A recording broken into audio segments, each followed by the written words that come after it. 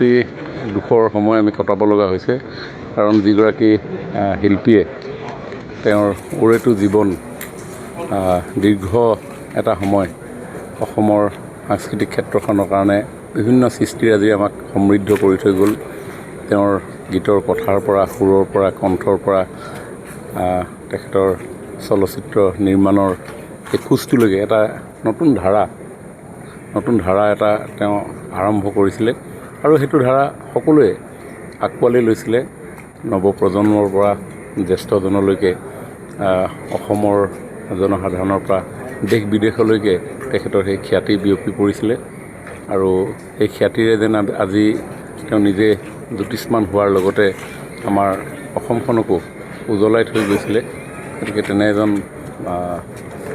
ব্যক্তি যাক heart throb বুলি কোৱা যায়, নৱপ্ৰজন্মৰ হাৰ্ট থ্ৰব, যেন নৱপ্ৰজন্মৰ মনৰ কথাখিনি তেওঁ গীতৰ ভাষাৰে প্ৰকাশ কৰিছিল।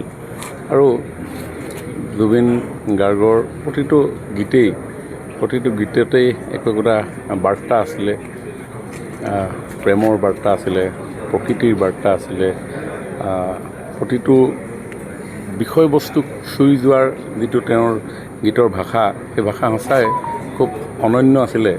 আৰু এই ধাৰা সৃষ্টিকাৰীজনক আমি হেৰুৱাই সঁচাই সমগ্ৰ অসমবাসী আজি মৰ্মাহত হৈছোঁ। গতিকে তেওঁক আমি শেষ শ্ৰদ্ধা জনাবৰ কাৰণে অসমৰ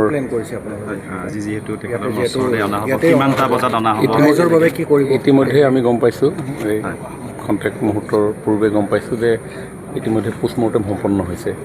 তেখেতৰ পোষ্টমৰ্টেম সম্পন্ন হৈছে। তাৰপিছতে আমি ইয়ালৈ অনাৰ গোটেইখিনি ব্যৱস্থা কৰি থকা হৈছে। মাননীয় মুখ্যমন্ত্ৰী ডাঙৰীয়াই নিৰন্তৰভাৱে গোটেই বস্তুটো সূক্ষ্মভাৱে পৰ্যবেক্ষণ কৰি আছে। হাই কমিশ্যনৰ লগতো কথা পাতি আছে। ভাৰত চৰকাৰৰ উচ্চপদস্থ বিষয়াসকলক নিয়োগ কৰা হৈছে, তেওঁলোকে গোটেই কামখিনি কৰি আছে। আৰু আমি ভাবোঁ যে আজি ৰাতিৰ ভাগত তেওঁ আহি উপস্থিত হ'বহি আৰু উপস্থিত হোৱাৰ পিছতে আমি সৰু সজাইত তেখেতক ৰাইজৰ কাৰণে, ৰাইজৰ দৰ্শনৰ কাৰণে আমি ইয়াতে তেখেতক এটা দিনৰ কাৰণে আমি ৰখাৰ কথা ইতিমধ্যে ভবা হৈছে। কিন্তু ৰাইজৰ ওপৰত ডিপেণ্ড কৰিব, ৰাইজে কেনেধৰণে কয়, কাৰণ বিচাৰে, কাৰণ তেওঁতো ৰাইজৰ শিল্পী, জনতাৰ শিল্পী। গতিকে গোটেই কথাখিনি লাহে লাহে ৰাইজৰ মতামতৰ ওপৰত ভিত্তি কৰি পিনি আমি চৰকাৰক যেনেকৈ কৰিবলৈ কয় তেনেকৈ আমি কৰি যাম।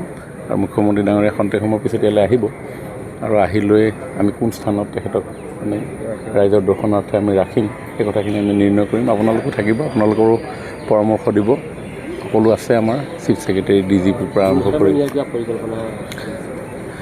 যোৰহাটৰ ৰাইজে কৈ আছে।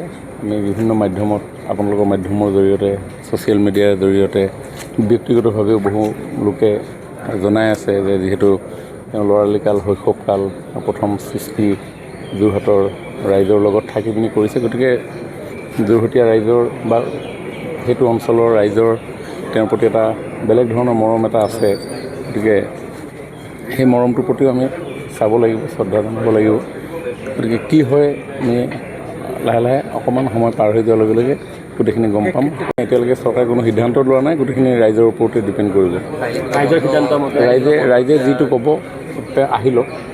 অসমৰ মাটিত কালি মুখ্যমন্ত্ৰী ডাঙৰীয়াই কৈছেই যে অসমৰ মাটিত তেওঁ অহাৰ পিছৰ পৰাই আমি চৰকাৰীভাৱে যিখিনি কৰিব লাগে সেইখিনি কৰিম। আৰু সম্পূৰ্ণ যিটো মৰ্যাদা, এগৰাকী জনতাৰ শিল্পীক শেষ যিটো বিদায়, সেই বিদায় আমি তেওঁক সৰ্বোচ্চ অসম চৰকাৰে যিমানখিনিলৈকে দিব পাৰে তেনেধৰণে আমি বিদায় দিবৰ কাৰণে প্ৰয়াস কৰিম।